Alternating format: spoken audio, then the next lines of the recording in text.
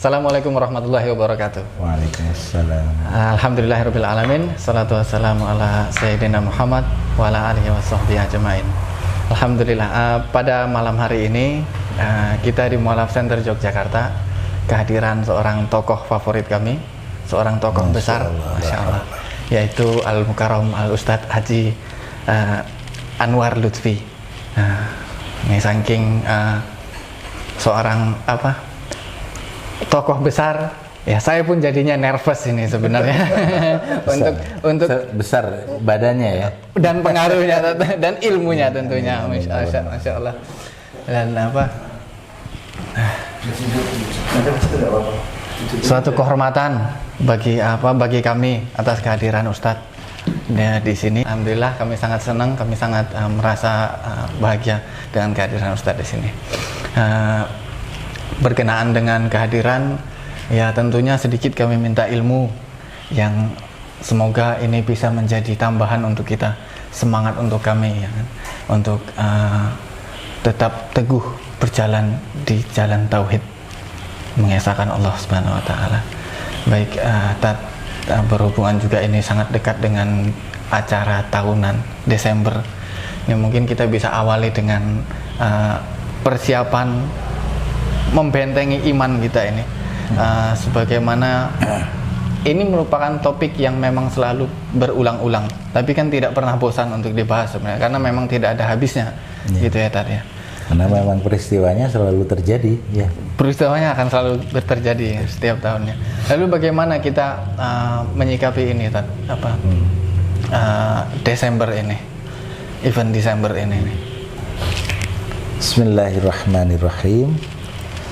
Alhamdulillah, assalatu wassalamu ala rasulillah Muhammadi wa ala alihi wa sahbihi wa man tabi'ahum bi ihsanin ila yaumiddin. Qala Allah ta'ala fi kitabihil karim, a'udzu billahi minasyaitonir rajim. Ya ayyuhalladzina amanu taqullaha wal tandur nafsum ma qaddamat lighad wattaqullah innallaha khabirum bima ta'malun. Al-ayah. Jadi menyikapi Natal itu, kalau saya ambil persamaan, sama seperti kita menyikapi Idul Adha. Idul Adha. Ya. Oke. Bagaimana ini? Jadi kenapa kok saya samakan dengan itu? Sama Idul Adha ini. Jadi peristiwanya berulang setiap tahun. Ya. Insya Allah akan terus berulang sampai Allah menyatakan perputaran waktu ini berakhir. Artinya sudah waktunya kiamat. Ya. Jadi Idul Adha, setiap tahun umat Islam merayakan Idul Adha. Dalam peristiwa Idul Adha ini ada satu momentum yang namanya Idul Kurban, penyembelihan binatang kurban. Kenapa kok sampai ada ritual penyembelihan kurban? Dari mana ini? Contohnya dari mana? Nah, ternyata ini adalah salah satu peristiwa yang dialami oleh Nabi Allah Ibrahim alaihissalam ketika Allah perintahkan untuk menyembelih anaknya yang tunggal. Nah, siapa anak yang tunggal ini? Nah, ini terus akan jadi perdebatan, ya. Akan jadi perdebatan. Dan tegas Al-Quran menyatakan bahwa anak yang tunggal itu adalah Ismail alaihissalam. Sementara mungkin Kohlim dulu sama Mas Luis. Kalau Kohlim dari mana? Protestan? Saya pernah Protestan, pernah Katolik juga. Oh gitu ya. Jadi berselancar gitu. Iya. Masya Allah, luar biasa. Jadi agak menjajali sedikit-sedikit. Jadi incip-incip. Kalau Luis sama juga ya. Kalau basicnya dari Katolik, cuman pernah nyoba ke Kristen juga. Masya Allah. Semoga Allah teguhkan iman dan Islam kita semua. Amin. Keluarga kita, ya. Amin. Semoga hidayah itu terus tertancap dalam hati kita. Amin. Taufik dari Allah senantiasa membersamai kita. Dan kita sebagai seorang mukmin dan muslim hingga akhir hayat. Amin. Ya, sebagaimana firman Allah, ya ayyuhalladzina amanu taqullaha haqqa tuqatih wa la tamutunna illa wa antum muslimun. Jangan kau tinggalkan dunia ini kecuali dalam keadaan muslim. Ya. Jadi seperti itu tadi, sampai di mana tadi? Jadi Tentang Ismail dan Ishak. Kalau Al-Quran, meskipun nama Ishak itu nama Ismail tidak Allah sebutkan, tapi jelas ayat yang menunjukkan bahwa penyembelian itu mengarah kepada pada Ismail alaihissalam, bukan Ishak. Karena setelah peristiwa penyembelian inilah baru Ishak lahir. Nah, berbeda dengan Alkitab, dengan Bible. Ulangan pasal 22 ayat 2, di situ langsung ditulis, ambillah anakmu yang tunggal yang kau kasihi, yaitu Ishak, dan seterusnya. Nah, justru dengan disebutkan nama Ishak di situ, ketahuan bahwa Bible ini sudah mengalami tahrif, sudah diotak-atik ubah suai. Ya. Kenapa kok ditambahkan Ishak? Tujuannya untuk merebut janji Allah kepada Nabi Allah Ibrahim alaihissalam di dalam ayat yang ke-18, dari anak yang hampir kamu korbankan ini, Ibrahim, ini bahasa bebas saya ya. Jadi dari anak yang hampir kamu korbankan ini, Ibrahim, seluruh bangsa akan diberkati.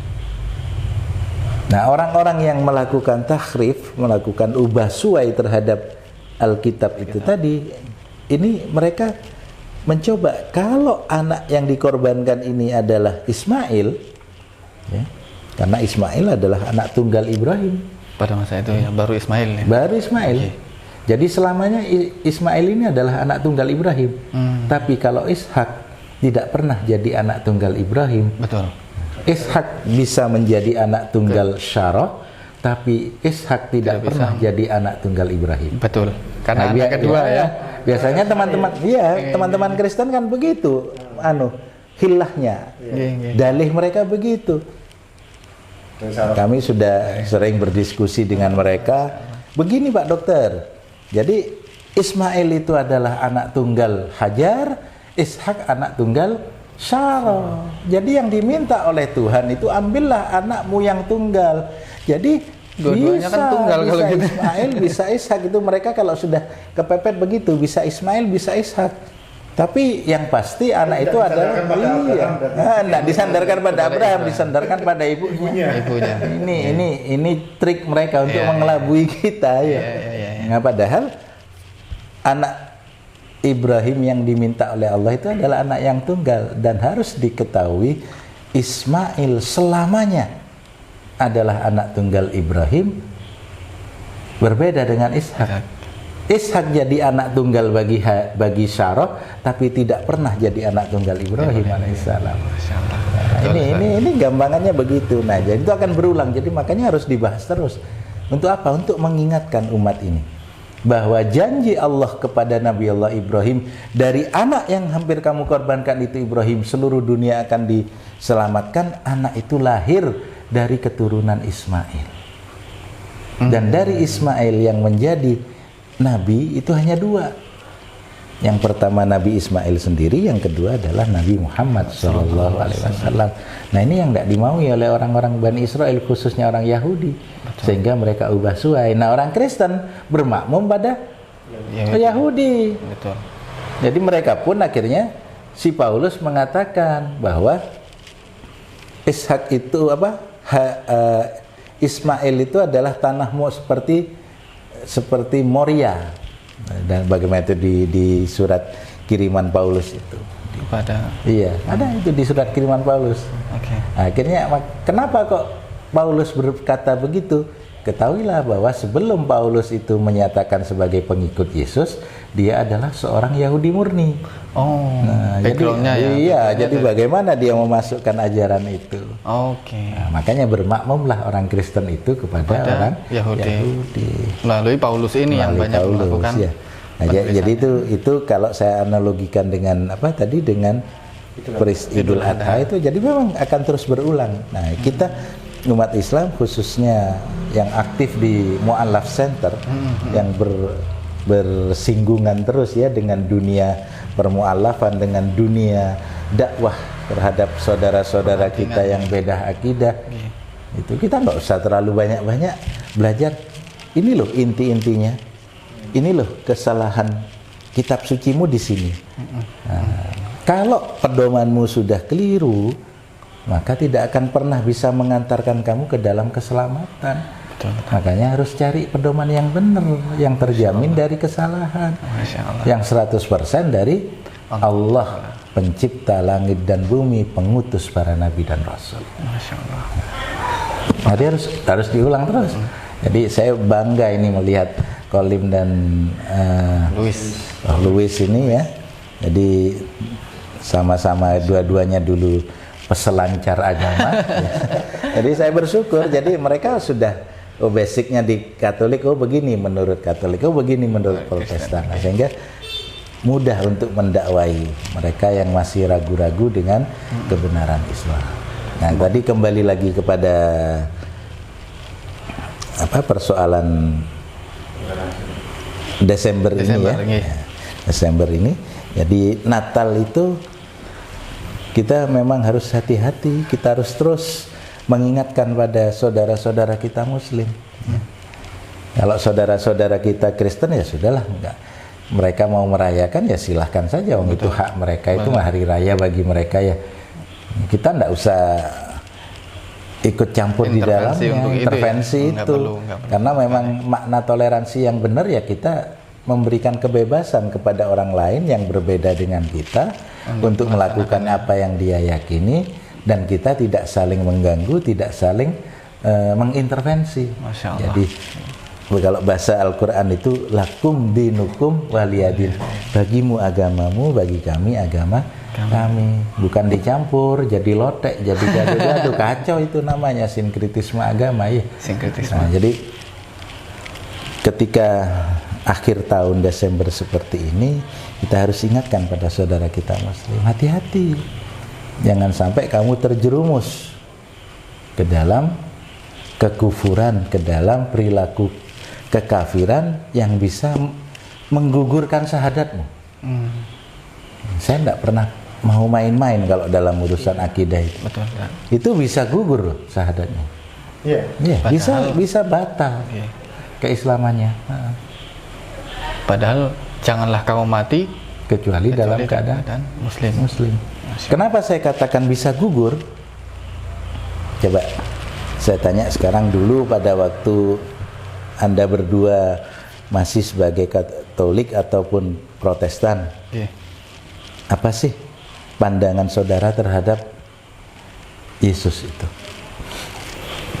Mas Luis, silakan. Saya kasih ke Mas Luis, nggih. Mas Luis, silakan. Siapakah Yesus waktu itu menurut Anda? Waktu itu jelas-jelas mungkin ya anggap aja kita ya. Kita meyakini ya Tuhan pasti. Tuhan ya. Iya. Minimal judulnya kan gitu. Minimal anak Tuhan begitu ya. Jadi kan ini yang sudah top Tuhan. Tapi ada juga yang masih malu-malu. Loh, kok Tuhannya ada berapa sih sebetulnya? Ya Allah itu Tuhan juga, Tuhan senior. Yesus itu Tuhan junior. Tapi mereka malu mengatakan dua, intinya satu kan begitu. Jadi pandangan Mas Luis waktu itu Yesus adalah Tuhan atau minimal anak Tuhan. Kalau Kolim? Juru selamat itu. Juru selamat. Menebus dosa ya. Nah, itu berkorban untuk juru makin disamakan lagi firman yang hidup. Korbannya Mas Paulus lagi ini ya, sama korbannya Mas Yohanes ya. Jadi korbannya Mas Paulus sama korbannya Mas Yohanes ini. Jadi penebusan dosa, jadi juru selamat, dosa waris, upah dosa adalah maut, dan yang bisa menyelamatkan dari dosa itu adalah dengan matinya Yesus di tiang salib itu. Jadi intinya Anda berdua waktu itu meyakini Yesus adalah Tuhan atau anak Tuhan. Ya. Nah, terus saya sebagai seorang Muslim datang ketika Natal itu, Anda berdua memperingati kelahiran Yesus. Selamat hari Natal. Selamat ya. selamat hari lahirnya Yesus. Nah, menurut panjenengan berdua, ketika saya mengucapkan itu, yang saya beri ucapan selamat itu Yesus menurut keyakinan saya atau menurut keyakinan sampean? Menurut keyakinan Kristen. Ya. Kristen, ya. Jadi kita datang, seorang Muslim datang, selamat hari Natal, itu menyetujui atau menerima pandangan orang Kristen terhadap Yesus. Apakah Yesus menurut mereka sebagai Tuhan ataupun anak Tuhan? Anak Tuhan. Nah, kalau ada Muslim yang datang mengucapkan seperti itu, kenapa saya katakan bisa gugur imanmu? Karena meyakini. Bisa murtad, iya. Kenapa?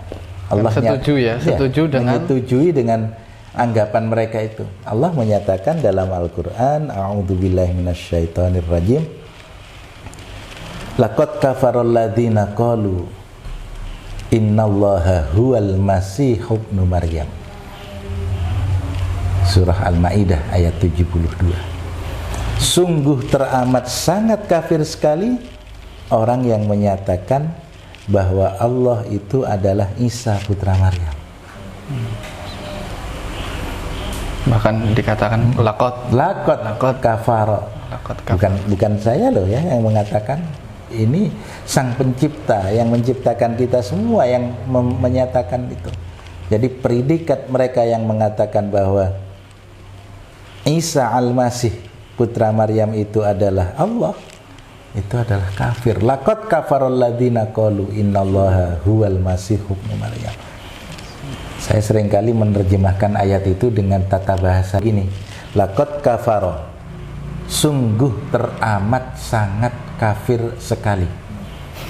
Kebacut. Iya, kebacut. Jadi hiper apa itu namanya? Ya, berlebihan. Hiperbolis. Seharusnya cukup laqad kafara, telah kafir atau ya. Sungguh kafir, cukup. Tapi kok kurang marem ya? Kudu mantep iki. Karena di situ ada dua huruf sumpah. La sendiri itu sumpah, kot itu sumpah. Digabung oleh Allah, laqad. Jadi kalau diartikan tidak main-main. Sungguh teramat sangat kafir sekali. Siapa ya Allah? Kafir dari kafir. Iya, kafir dari kafir. Siapa ya Allah? Mereka yang mengatakan bahwa Isa al-Masih itu adalah Allah. Itu yang pertama. Yang kedua, ayat 73 dibaleni lagi oleh Gusti Allah. Laqad kafara lagi. Laqad kafarul ladzina qalu innallaha salisu salasa. Sungguh teramat sangat kafir sekali orang yang menyatakan bahwa Allah itu satu di dalam tiga. 3 in 1. 3 in 1 ya. Trinitas itu ya tadi. Alhamdulillah min dzalik trinitas ini. Jadi gugur keimanan saudara, keislaman saudara gugur nanti. Makanya kita ingatkan terus, jangan bosan kalau diingatkan, jangan marah kalau diingatkan. Diingatkan bukan karena kita benci, bukan karena kita tidak suka yang mereka lakukan, tapi kita sayang pada saudara kita. Iya. Menyelamatkan saudara kita sendiri sebenarnya ini. Ku anfusakum wa ahlikum nar. Jaga dirimu, jaga keluargamu dari api neraka. Ya, jadi ini kita ingatkan, ayo jangan ikut-ikutan. Ada yang mengatakan, Pak Ustaz, Pak Dokter, cuma ucapan lip service saja lah. Orang Jawa Timur itu ngomong abang-abangi lambe ya Mas Amru ya. Nah, abang-abang, jadi kembangnya, bunga-bunganya pertemanan, bunga-bunganya apa sih? Cuma kata-kata. Mosok dengan kata-kata kita itu bisa sampai jatuh kafir. Padahal dengan kata-kata kita bisa jadi Islam, jadi seorang mukmin ya, jadi Muslim ya. Jenengan dulu waktu masuk Islam, apa syaratnya ketika akan masuk Islam? Syahadah. Dibimbing oleh Mu'alaf Center Yogyakarta ya. Iya, Masya Allah. Asyhadu an la ilaha illallah wa asyhadu anna Muhammad Rasulullah. Dari kata-kata, dari kafir menjadi mukmin, menjadi Muslim dengan kata-kata. Dan itu juga lah kenapa kita harus penting sekali menjaga kata-kata kita agar tidak menjadi Kafir itu tadi. Kafir. Dari kata-kata juga sudah menikah belum? Alhamdulillah. Alhamdulillah sudah ya. Sudah. Nah, dulu istri Anda sebelum akad nikah boleh nggak dipegang-pegang? Tidak boleh kan? Dipegang aja nggak boleh? Tidak boleh. Apalagi lebih dari dipegang ya. Tapi sekarang boleh nggak? Sudah boleh kan? Apa syaratnya yang menjadikan boleh? Ijab kabul tadi. Ijab kabul. Waktu itu ijab kabulnya muslim, sebagai muslim. Sebagai muslim. Muslim. Iya. Saya sudah beberapa tahun setelah syahadat baru ketemu sama istri saya ini, baru kami menikah. Padahal ijab kabul itu juga kata-kata ya. Cuman lisan. Dari sesuatu yang haram jadi halal. Jadi halal.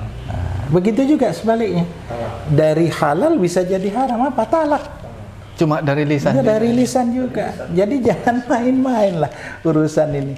Ini bahaya sekali, makanya harus kita ingatkan terus saudara kita. Ayo, jangan terpedaya. Sekarang ini masya Allah luar biasa.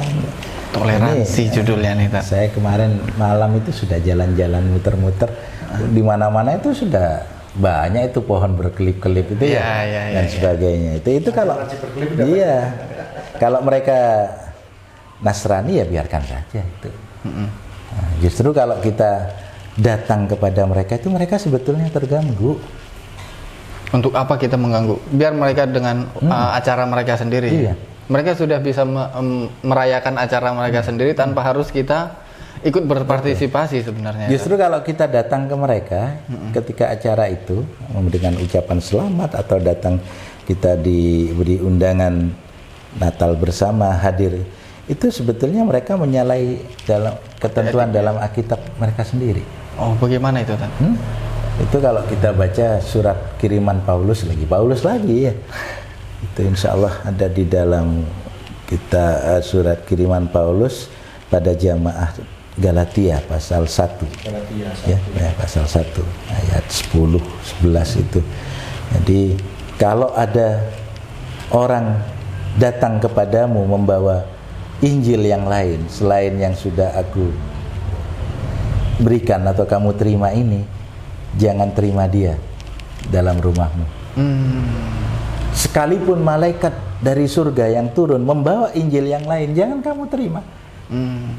Karena kalau enggak, maka kamu akan sama terkutuknya dengan mereka. Itu yang pertama. Yang kedua, surat kiriman Yohanes yang kedua juga sama. Statement yang sama. Iya, dengan statement yang hampir sama. Jadi tidak boleh kita jangan kamu memberikan salam kepada mereka atau menjawab salam mereka. Barang siapa yang mengucapkan salam atau menjawab salam dari mereka, maka samalah perbuatanmu itu jahat dengan mereka.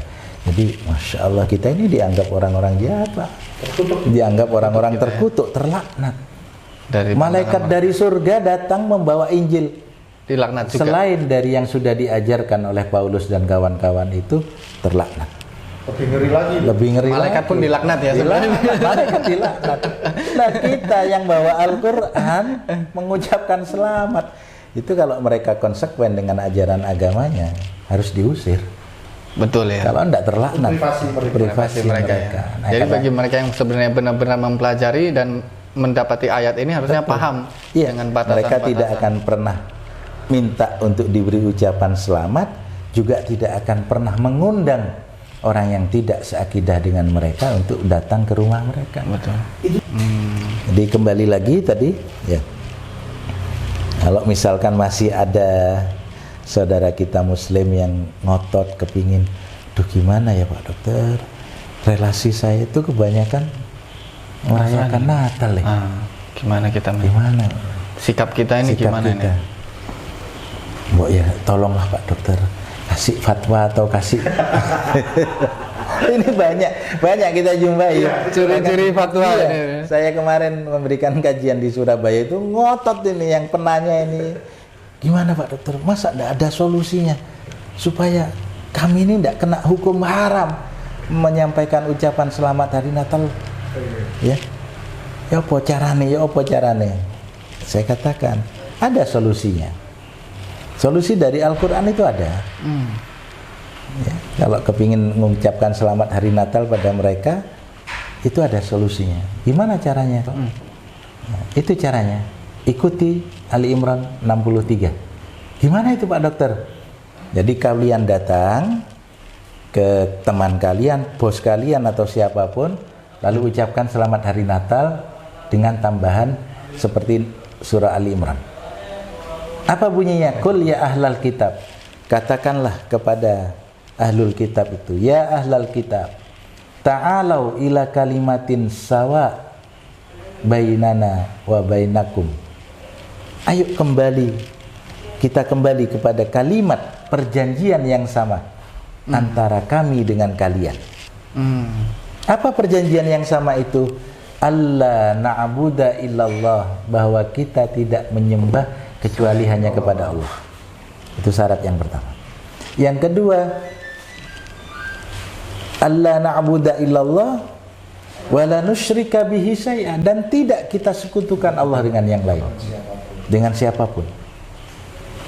Tidak dengan Uzair, tidak juga dengan Isa putra Maryam. Yang ketiga, wala yattakhidha ba'duna ba'dun arbabam min dunillah, dan tidak kita jadikan sebagian di antara kita ini sebagai tuhan-tuhan tandingan bagi Allah. Jadi harus ada dakwah di situ.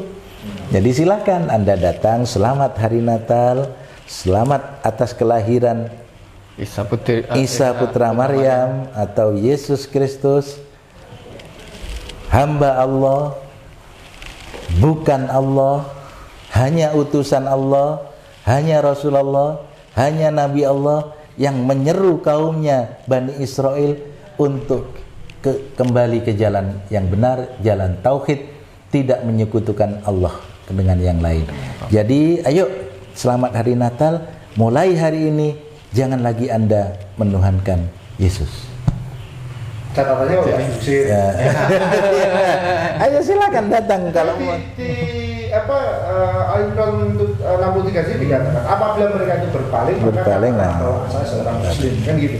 Di akhir ayat. Di akhir ayat itu, fa in tawallau, kalau mereka berpaling, sudah diseru seperti itu, mereka menolak berpaling, Allah menyatakan faqulu syhadu bi anna muslimun. Katakan, saksikan, isyhadu bi anna muslimun. Saksikan bahwa kami adalah orang muslim. Kami tidak seperti kalian yang menyekutukan Allah dengan yang lain. Kami tidak seperti kalian yang menyembah kepada Allah juga kepada utusan Allah. Ini kacau ini sudah. Jadi kami berbeda dengan kalian. Jadi lana a'maluna walakum a'malukum, amal kami amal kami, amal kamu amal kamu. Lakum dinukum waliyadin, bagimu agamamu, bagiku agamaku. Jangan dicampur aduk. Terus betul-betul istiqomah menyampaikan dakwah tauhid ini. Memang berat. Rasulullah sallallahu alaihi wasallam itu 13 tahun periode Mekah menyampaikan dakwah tauhid. Iya kan? Itu fundamentalnya. Fundamentalnya itu, fondasinya yang ditata 13 tahun. Baru setelah itu Allah perintahkan beliau hijrah ke Madinah. 10 tahun beliau di Madinah, barulah tatanan-tatanan yang lain, jadi syariat muamalah, syariat jinayat, syariat munakahah, itu diturunkan oleh Allah secara berangsur-angsur kepada Rasulullah. Tapi 13 tahun lamanya tauhid. Jadi iya, untuk memurnikan akidah la ilaha illallah, iya, jangan berhala. Sekarang kan banyak, bukan hanya sekarang ini ya, berhalanya bukan lagi Hubal, bukan lagi Latta, Uzza, tapi macam-macam yang lain ya.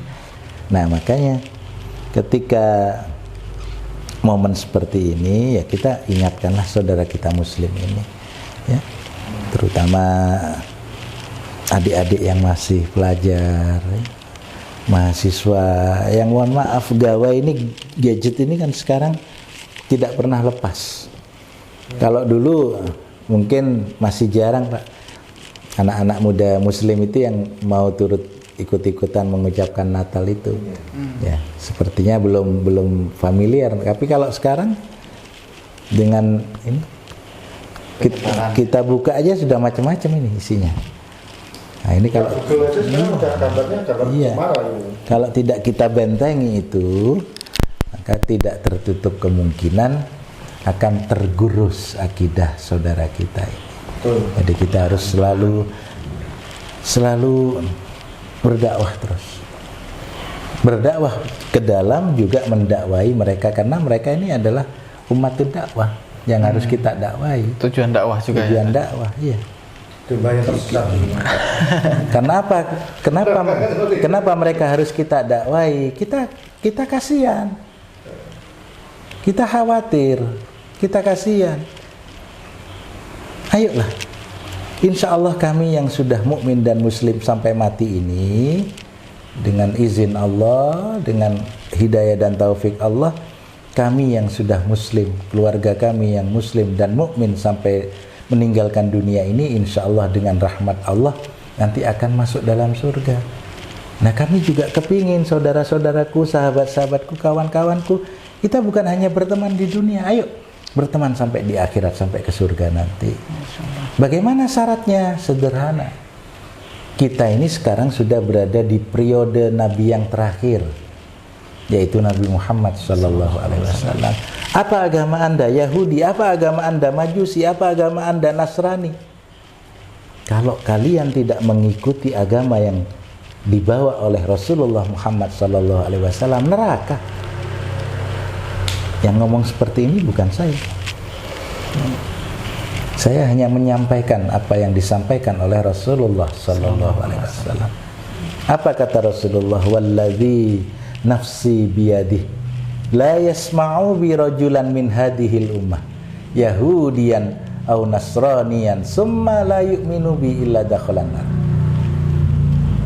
Demi Allah yang jiwaku berada di dalam genggaman kekuasaannya, la yasma'u bi, tidaklah mendengar tentang aku, rajulan min hadhil ummah, laki-laki dari kalangan umat ini, apakah dia seorang Yahudi, Yahudian, au Nasranian, ataukah dia seorang Nasrani, thumma la yu'minu bi, kemudian dia tidak beriman kepadaku, tidak menjadi pengikutku, kata Rasulullah, illa dakhalan nar, kecuali akan dilemparkan oleh Allah ke dalam api neraka. Naudzubillah, summa naudzubillah.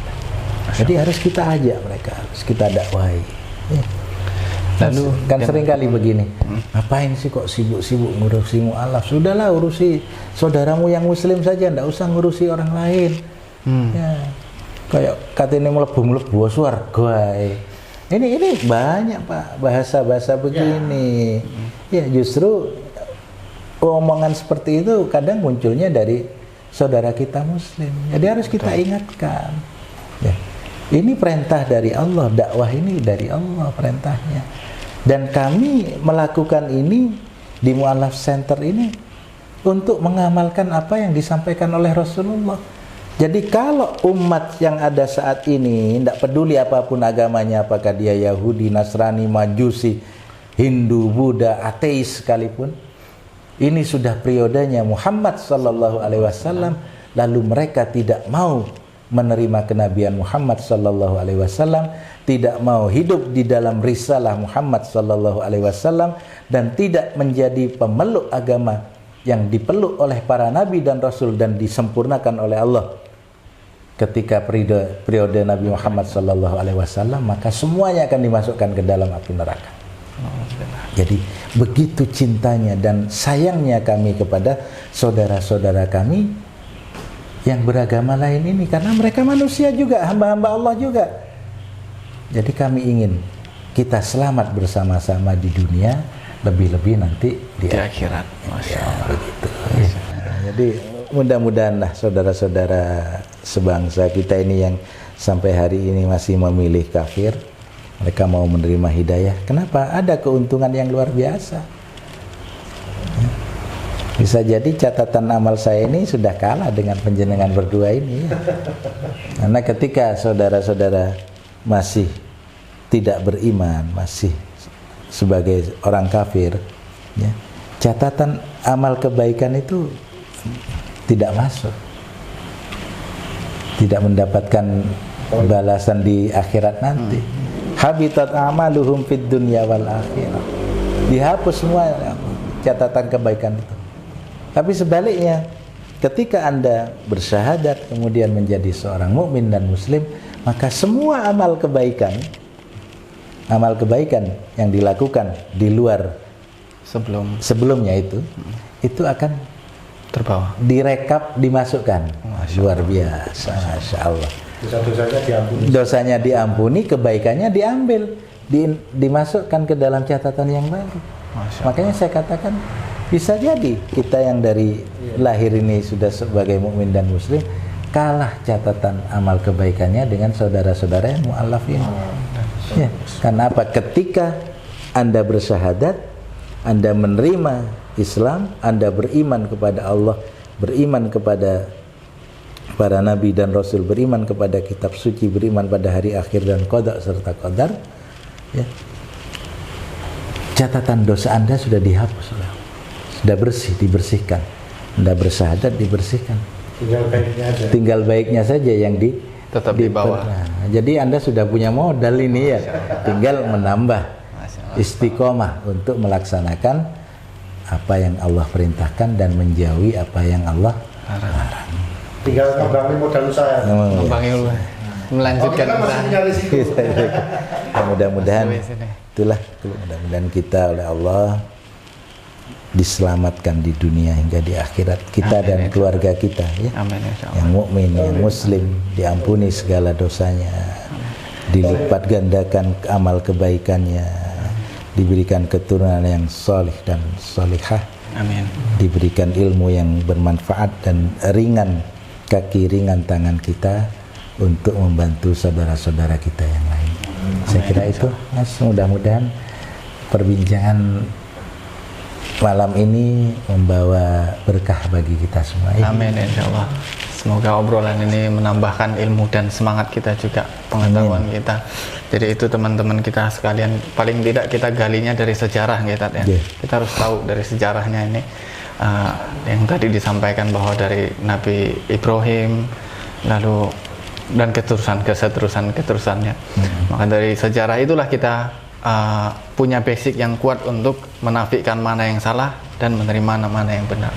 Semoga ini menjadi tambahan untuk kita semua, amalan baik untuk kita semua. Dan semoga kita istiqomah dalam Islam, istiqomah dalam dakwah. Dan Allah lindungi kita semua dan keluarga kita. Saya rasa demikian ya. Ada yang mau menambahkan atau sudah cukup larut? Cukup ya? Cukup larut ya. Mari kita tutup dengan kafaratul majlis.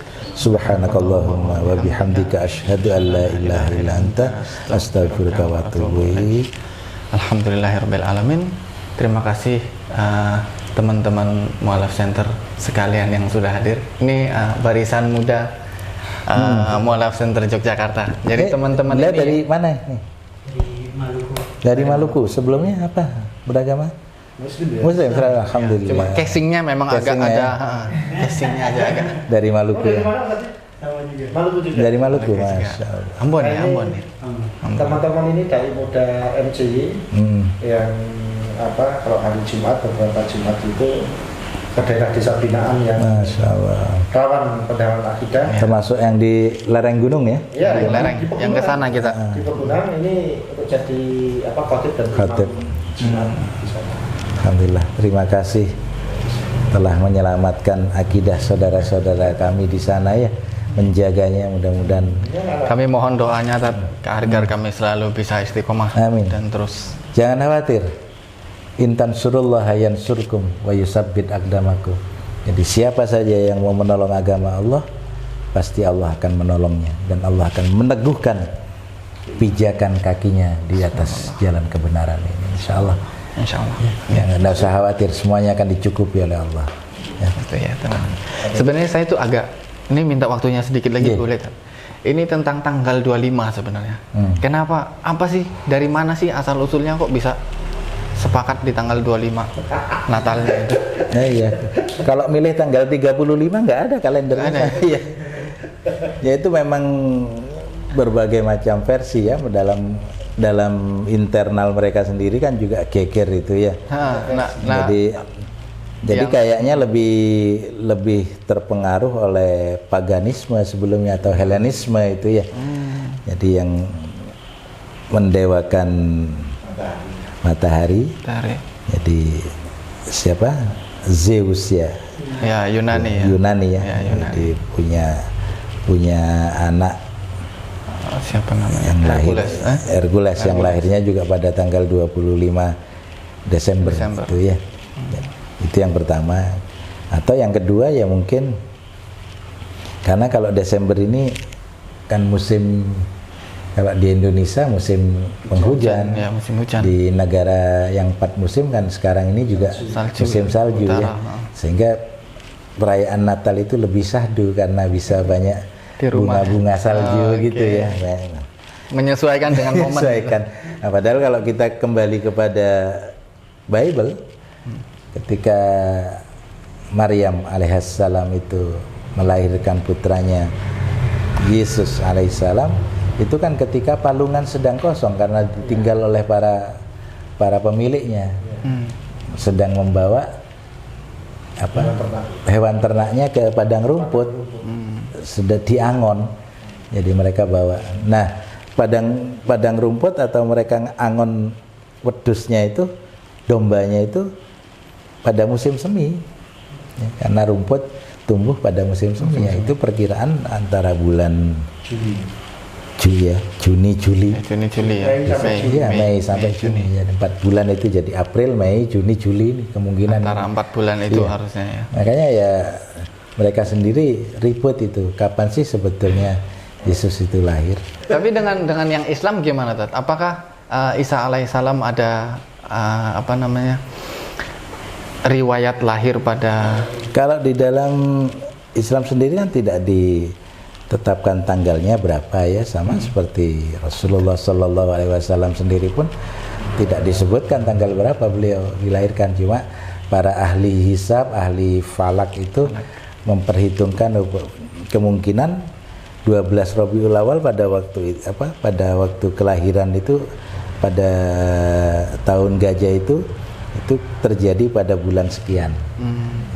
Tapi kalau wafatnya Rasulullah diketahui. Jadi 12 Rabiul Awal hari Senin. Ya 12 Rabiul Awal itu tahun wafat beliau. Nah, tapi kelahirannya kan mungkin pada waktu itu juga sama-sama tidak ada yang memperkirakan, menduga bahwa bayi ini nanti akan menjadi seorang nabi. Iya, betul. Cuma memang tanda-tandanya. Kalau Isa itu sendiri dalam Islam ada dijelaskan bahwa Isa Maryam diminta untuk menggoyangkan pohon kurma. Dan saat itu ada kurma yang jatuh kan mengkal, melampau istilahnya. Iya, rutoban.